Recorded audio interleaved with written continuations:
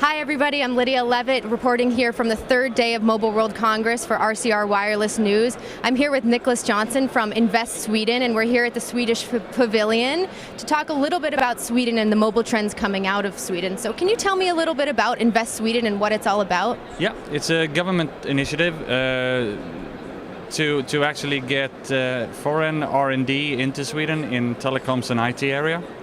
So we are people around the world, in the US, in India, China, Taiwan, South Korea, all telecom professionals, helping international companies to establish and find R&D opportunities in Sweden.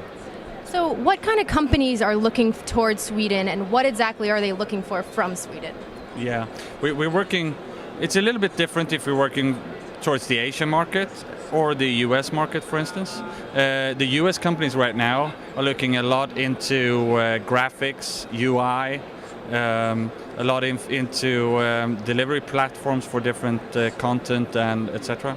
If you look at the Asian companies, some of the areas, but they're more focused on getting ahead or getting force on the hardware side, and also in the software hardware integration side.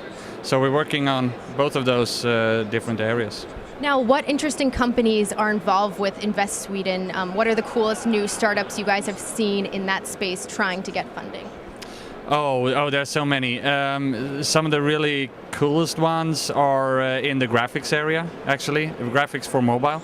So we will see now in just this year coming out, huge improvement in what you can do on a small screen. Based on, I mean, the new processors, the new batteries, the new screens, and also, but more than that, the better software that can actually use all of those capabilities will blow our minds. Now, Niklas, I know there's been a lot of attention around a certain university in Sweden. Can you tell me a little bit about all this attention that's happening there?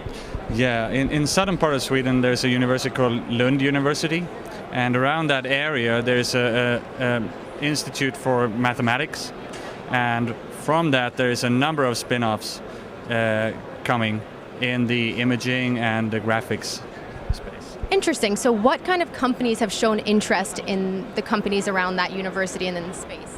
Yeah, in the last 12 months we've had acquisitions from Apple, RIM, ARM, Intel, all actually going for really small companies and using them to leverage their own technology in the graphics and UI space. That's interesting. I know some of these companies don't normally acquire smaller companies, and especially companies in Sweden in particular. So what do you think is coming out of that space? What's the future going to be like? Well, we see, I mean, I have a roadmap of at least 10 more companies that has been spun off in the last 2-3 years from that university, and we see a lot of interest in those companies here in Barcelona this week, where we introduce them to different players. So I think this is going to increase, and with a number of international world leaders like the ones I mentioned, there's going to be even more spin-offs and even more speed in the development in the graphics and UI space. I think it's really good.